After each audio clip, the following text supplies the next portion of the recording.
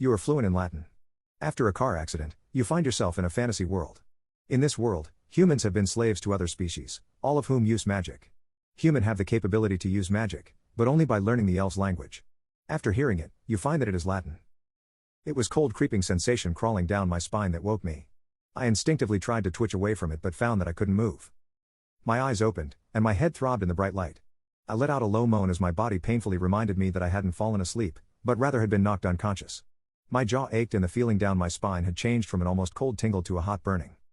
I tried once again to move myself, but I was strapped into a chair.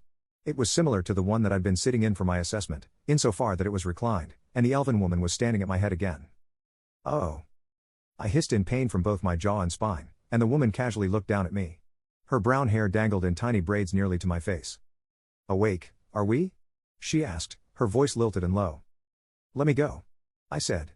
Or I tried to. My mouth opened, and I felt myself enunciate the words, but no sound came forth. There was only a slight wheeze where the words should have been. The woman's mouth curled into a cold smile and she chuckled. I tried to speak again, but only a second wheeze and the burning in my spine flared painfully. "That's what I thought, Drew, was it?" She patted my cheek in the manner of an adult to a child. Only I was sure that there was a handprint left behind from the force of it. "I don't know how you know our ancient language, but you shall not utter another word of it, or any other word." She seemed like she was about to start laughing at my discomfort, looking down on me strapped to the chair. "Ortho here wanted to cut your tongue out," she said, motioning to the orc who'd knocked me unconscious. "I am a little more, restrained than that." I blinked at her, horrified at the thought of missing my tongue. Almost instinctively I curled it towards the back of my mouth and clamped my jaw shut. "Rather, I have simply bound your vocal cords with verba magia." She paused, as if waiting to see how I would respond to this. I couldn't respond much, as bound to the chair as I was and as well vocal-less as I was. Instead I just stared at her. My brown eyes locked with her own green. Apparently, that was a response enough, as she laughed outright.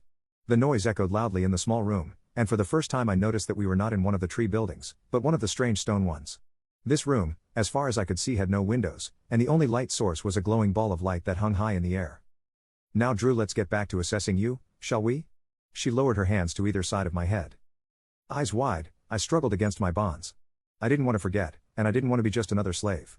She ignored me, my attempts not even enough to move the chair or myself an inch. "Reveal to me the nature of this soul. Show to me the..." Her hands started to glow again, and the magic felt hot against my skin. I closed my eyes and focused on my breathing and on tuning her out. Maybe if I just focused on me, I would be okay. As my jaw throbbed and I felt the magic around me, I groaned again. How had I gotten into this position? Dying was supposed to send you to heaven or hell, not whatever the fuck this place is. Guide me through his life's history. It wasn't working. I couldn't tune her out, and that stupid little part of me was stuck listening to her Latin and wondering why she spoke the way she did. Their Latin was a little more archaic than what I'd learned, but it was intelligible. My skin crawled and I gave up trying to focus on me. Now I was focusing on her magic. Her eyes were closed, and her brow was furrowed slightly. The magic burned, but not in a "I'm on fire" kind of way, more like a "my legs have been asleep for hours and are just getting the blood flow back" kind of way. The room was silent except for her chanting, and Ortho's loud breathing. I could hear my heartbeat and I wondered what exactly she was getting out of this. She hadn't told me to forget yet, and for the most part I was just sitting here, waiting. When her green eyes once again opened, she lowered her hands and frowned down at me. She didn't look nearly as angry as she had before she started, and honestly, that scared me more than if she'd glared at me again. Instead she looked thoughtful, and here I was nearly shaking in my seat. "Aren't you about done yet, Yona?" Ortho asked, his voice gruff as if talking around the two large tusks in his mouth was nearly impossible. The elf looked up at the orc, annoyed. She huffed slightly and crossed her arms looking at him rather than me. "Yes. Just thinking of a name. He'll be going to the archives. It's been a long time since I saw anyone with quite a thirst for knowledge." "Do you really think that's a good idea? With him being able to use verba magia?" I couldn't quite turn my head far enough to look at Ortho comfortably, but from the corner of my eye I saw him shift from one foot to the other nervously. "He can't speak. I've made sure of that," she motioned dismissively.